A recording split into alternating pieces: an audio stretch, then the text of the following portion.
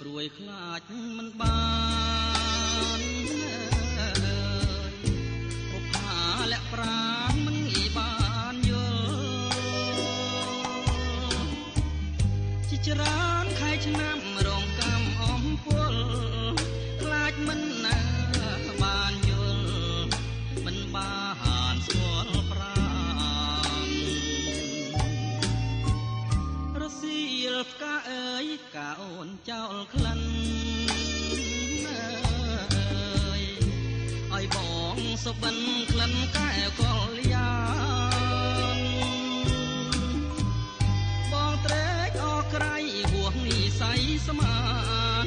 ចង់ឈរ